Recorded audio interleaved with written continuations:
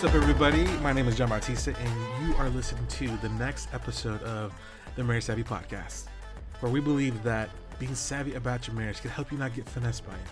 Guys, I'm excited for you guys to join today. We have the director of coaching at the Marriage Place coming back on, and we're going to be talking about a continuation of Kim and John's story. So if you don't know, Kim Bowen is our founder and CEO, and she's been doing the work for the last 15 to 20 years, helping to restore her marriage. And so we're going to bring Amanda Richardson, the director of coaching at the Marriage Place, back on. And guys, you don't want to miss it. We're going to be talking about strategies that we think are connecting us, but really they're disconnecting us. And so you don't want to miss it coming up on today's show.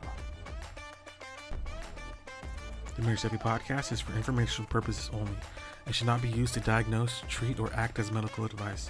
Always seek the advice of your primary care physician, mental health professional, or qualified healthcare provider with any questions you may have regarding a medical condition and/or mental illness.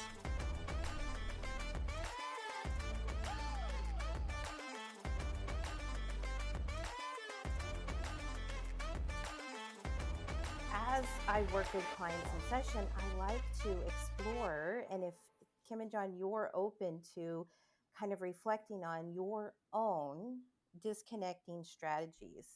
And when I say disconnecting strategies, I mean those behaviors that created the disconnect, the dysfunction, the pain. Were you pulling away? Were you getting defensive? Were you being right? Were you critical? Were you judgmental? Any of those strategies that weren't helping, they didn't feel loving. Would either of you be open to share what behaviors you might have used? Okay, one of the things that I want to answer Amanda's question, but John and I, we were driving last night and we were discussing this, and something came up for me, that a dynamic in our relationship that I don't know that I'd quite picked up on before. I came from a very male dominated family culture. The men in my family called all the shots. The women sometimes didn't feel like we had a voice, especially women, even lower on the hierarchy, had, no voice.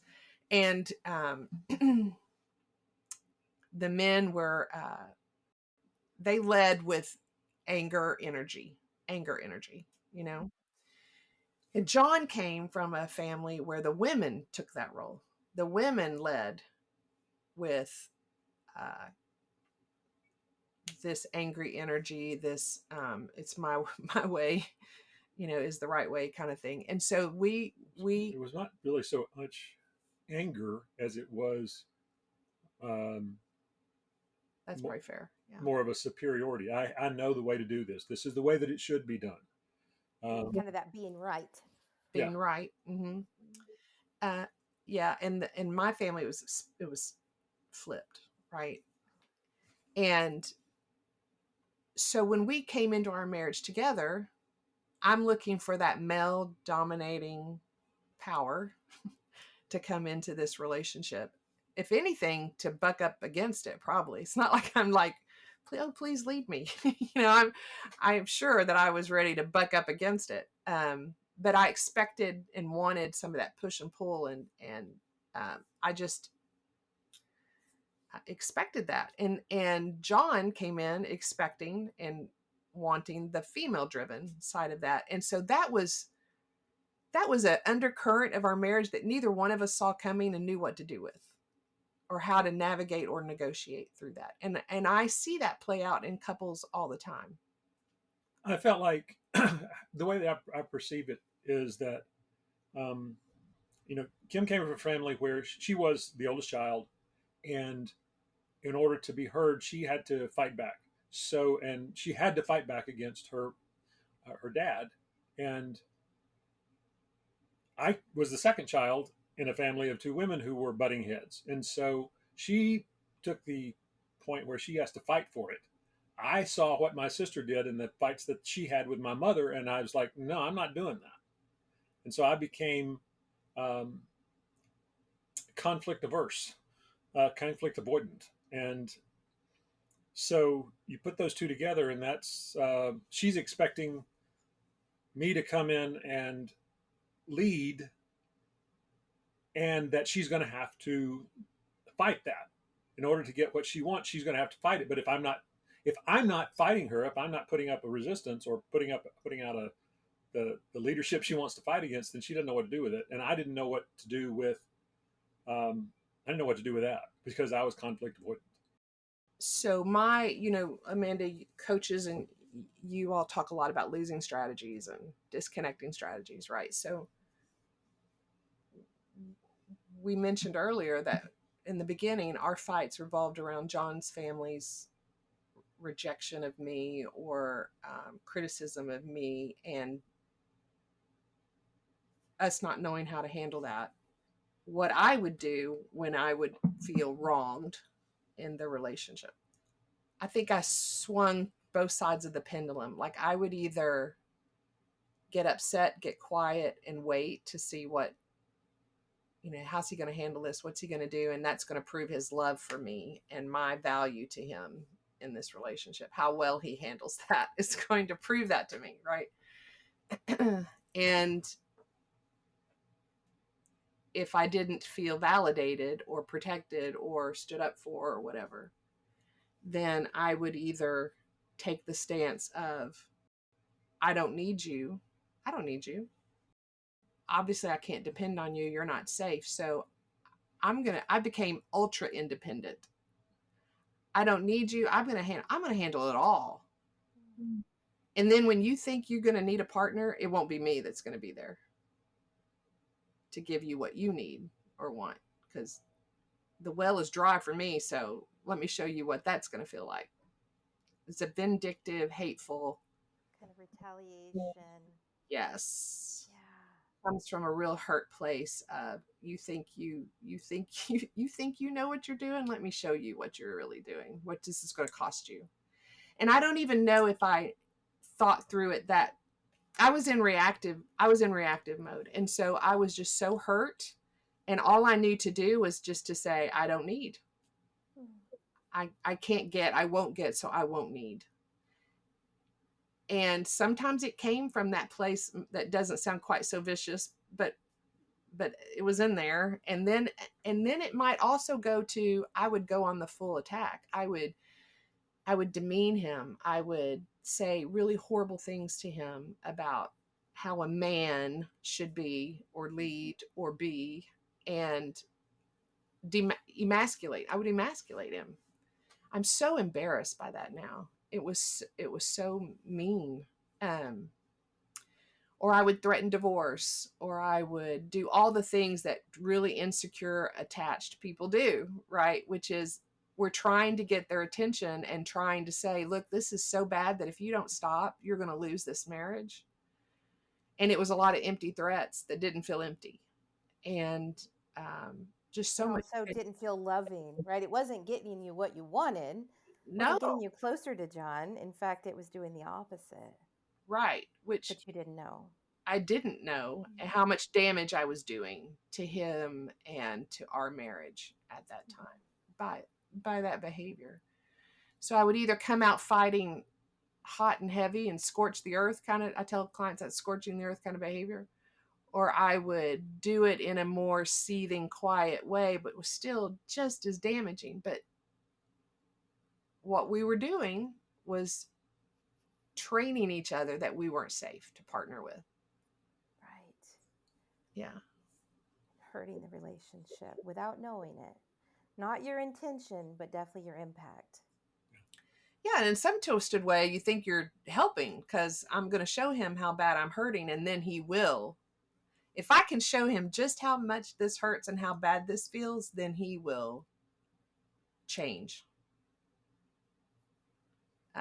But what I was doing was showing how unsafe I am. Right. That's what I was really showing him. Looking back on that, of course he wouldn't want to lean in and come close when you're breathing that fire at him. Mm-hmm. For my part, my strategies Um, one was to go dark, to hide, and to just shrink in. The other strategy, or another strategy, was to, pursue and promise the moon and stars with absolutely no idea as to how to deliver on the moon and stars. And so that strategy ain't going to work, because if you don't have a plan on what you're going to do, if you promise to do something, you don't know how you're going to do it and don't have a clue as to how to figure out how to do it, you're going to fail. And so that just looked more to her like, okay, yeah, I can deal with this. If he does this, I'm okay. And then I didn't deliver. And once again, I was proving I wasn't trustworthy. Um, and so those were probably my two biggest strategies. And then another one would be to just be pursuing, I guess is how you would put it. I would seek to do things that I thought that she would like for me to do. Maybe pleasing. I would be pleasing. Yeah. And sometimes, at least from my end, it felt like that softened her. That sort of worked, but it didn't work completely. It got her to, it would be, she would, from my perspective, what I made up about it was that when I did that, she saw a different side of me, and it was a side she liked, but it didn't do anything to answer the other side of her that she didn't like. It gave her two, so she could soften to me, and we could have a better time for a little bit. But eventually, we would bump up against the other stuff, and Yeah, I mean, it would feel like, though, that it would feel manipulative. you can see It's how. sort of a controlling strategy, right? It's not from an authentic place of, I genuinely want to give Kim this, or I'm doing this out of my heart, but more, I'm doing this to keep the peace, which doesn't feel like love. Right. And because I didn't realize or understand how deep this was for you and how much you wanted to show up differently, it was just so hard for you. I didn't realize that struggle. Yeah. And how deep that ran. And so it would feel, like I said, like manipulation, of telling me whatever would shut me up or soften me, or, whatever you want to. But then when you didn't change how you showed up, then that just made it worse. More anger, more frustration, more. Then I felt duped. Then I felt foolish for trusting and believing. Or The things that she did not like about me were the things I did not like about me. I mean, when she would say things that were, cutting or hurting about a behavior that I had, uh, I felt like she was completely justified in that view. I felt like that was me, and I didn't. And I hated that about myself. Um, and so that was very, not only it's one thing to have somebody telling you things that you don't believe, but when somebody tells you something bad about yourself in a hurtful way that you believe, it made me want to um, double down on my efforts. But the problem was that I didn't know what efforts I needed to make. I didn't know how to double down. I wanted to, I tried, but nothing worked because I wasn't doing anything right. So, well, you didn't know the monster you were fighting. Like, no, I didn't. We didn't know what we were fighting, and so it was like, And why? how you were each feeding that cycle to stay stuck. I do know this, looking back now, 35 years later. Neither one. I mean, we both loved each other and had great respect for each other and wanted the best for each other. So we just didn't understand why we kept getting hurt and hurting each other. You hadn't learned yet. Mm-mm. In fact, you learned some really unhealthy ways to be in relationship, and you got really good at that. Really good at that. Yes, it's so common. This is probably most of our audience are experiencing the same things you two are describing. We all have these disconnecting strategies. And if you don't learn what those are and how to navigate them, like, and Amanda, John, this too, doing this work, that, especially your attachment style. Is your attachment style. Like, this is something you work on the rest of your life, how you show up in your life and for other people. And the difference now is we still struggle with the same knee-jerk reactions or fears, or except now we know what we're fighting. We're not coming after each other personally for this. And we make repair. Now we know how to make repair. See, then we didn't. And so we just kept getting so frustrated, and the hurt just kept sitting there festering. And we might go into softer times, but we still had this unresolved pain. And we're like, we know that can pop up again, and it will, because it does, right? We fight about the same things over and over. And it just built this underlying narrative that you just build on it. Your partner starts to become the bad guy. Mm-hmm. And the narrative is now, he'll never give me what I want. He'll never be what I need him to be. He can't love me like I need to be loved. That's what I would tell myself. And so then when another hard period would come, or something would happen that would create tension or pain or discord in the relationship, now I'm coming from a place of, I knew it. Yeah, it's like a self-fulfilling prophecy. You start to have, Gottman calls it negative sentiment override, right? Where in the beginning, when love is fresh and new and your partner hurts you, you're kind of like, ow, like, what was that? And then later on, it's like, yeah, I knew you'd do that. I knew I'd get that from you. I'm not surprised. And it shows up more like contempt. And then it becomes contempt. And once you have that, which is that narrative that you play in your head when your partner's not around, right? And then it's harder to come back from that. And then you wake up one day and think, I can't be in this marriage anymore.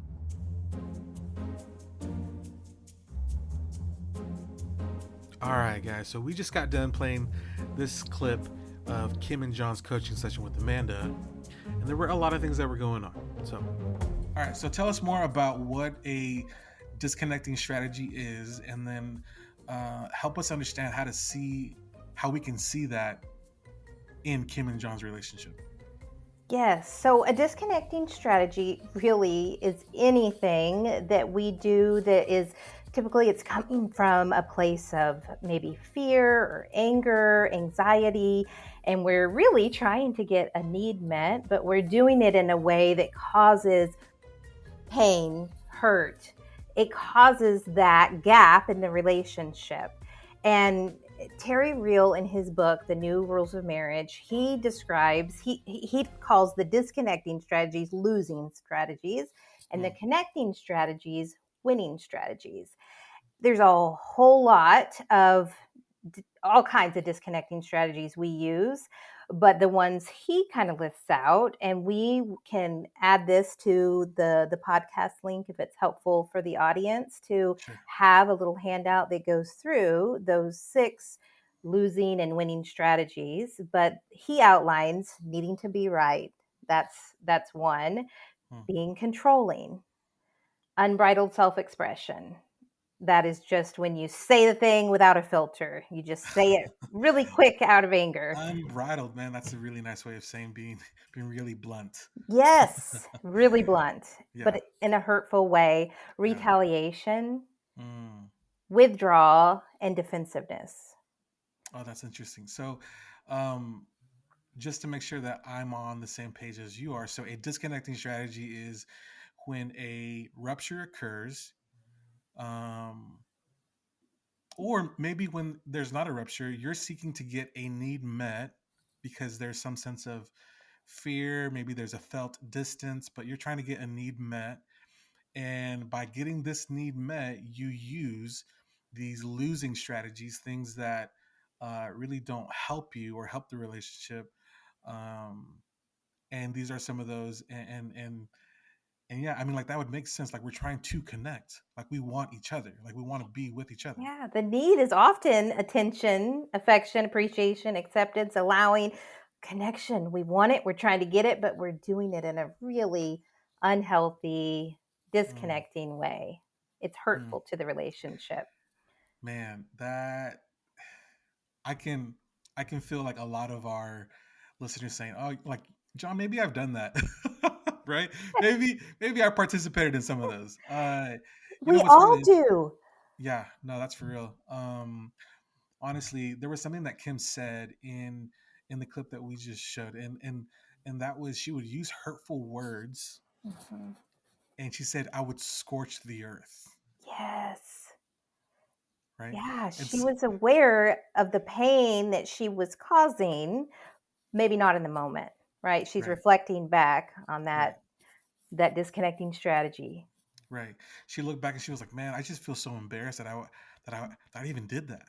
Right. And that's man, that takes a lot of humility to even admit and to even share with that, like to us and to the public. Like there were at times to where in the past she's used a strategy which was scorching the earth with her tongue, unbridled, right, untamed words. And it was hurtful. And so that was one. What was another one that you saw?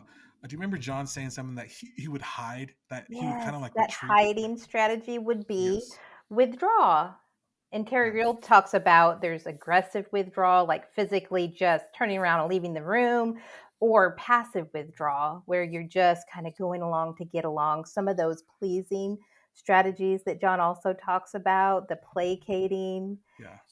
Again, it's creating a disconnect. It's not from this authentic place, it's more fear driven. Oh man, you are dropping some gems. Okay, so say this again. You said aggressive withdrawal, which is like kind of like the storming out, Yes.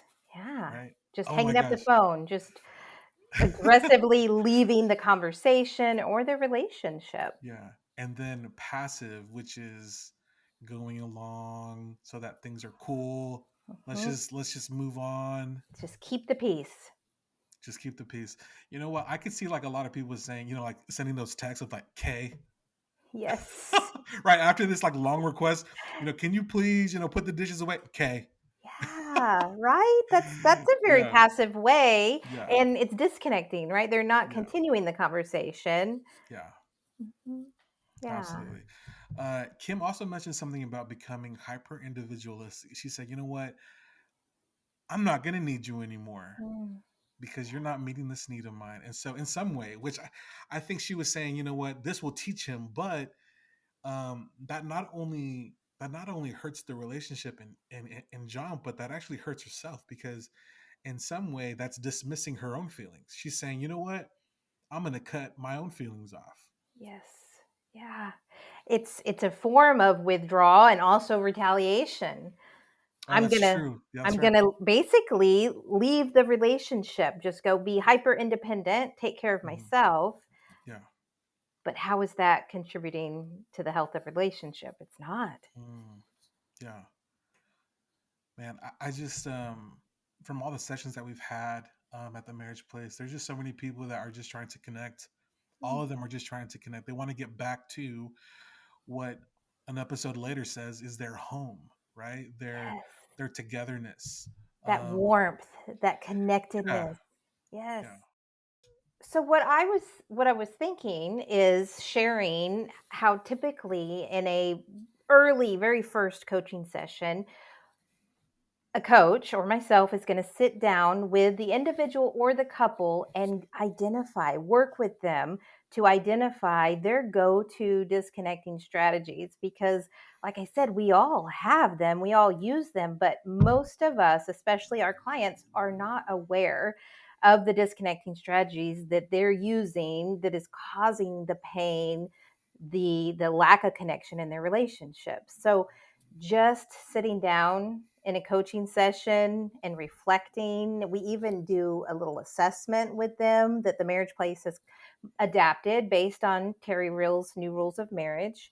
Mhm. We go through it in session, and it helps them to gain awareness of their disconnecting strategies. Yeah. So that is one thing that I think has been really, really helpful for people that are just working on growing in their awareness so Yeah. that they can make a change. But if you don't realize you're doing these disconnecting strategies, it's really hard to do anything different. Yeah, for sure. And I'll say this: a lot of us, whenever we argue or like whenever we communicate, we tend to just move forward and move on Yeah. to kind of get out of that uncomfortability. But I think what you're saying is, in order to pause, Mhm. and we have to take initiative and say, hey, I'm gonna pause right here and think about and reflect on the ways that I've communicated, and even saying, I think this was my response. I think this is my contribution. Reflecting on it, identifying it, and then you can choose to flip it. Instead of using the disconnecting strategy, next time try a connecting strategy. Love it. Mhm. Love it. So tell everybody what you're going to drop in the link below so that they can go ahead and access that resource. Yeah, so it is just a little booklet, a PDF document, and it's the 6 winning and 6 losing strategies. Again, this was adapted from Terry Reel's New Rules of Marriage, and it's really helpful to outline all of those disconnecting strategies, keeping in mind that there's millions more, but this is just kind of a summary, and it is a really helpful resource to utilize. Perfect. No, I love it. All right, guys. Well, you heard it first from Amanda Richardson. She was dropping some gems today. Listen, guys, if we're trying to connect with our partners, we have to do the work ourselves and figuring out what am I doing that's contributing to some of the things that we're having issues on. Right. So thanks again, Amanda, and I will see you on the next episode because we got another episode coming, and guys, you don't want to miss it. Thanks, John.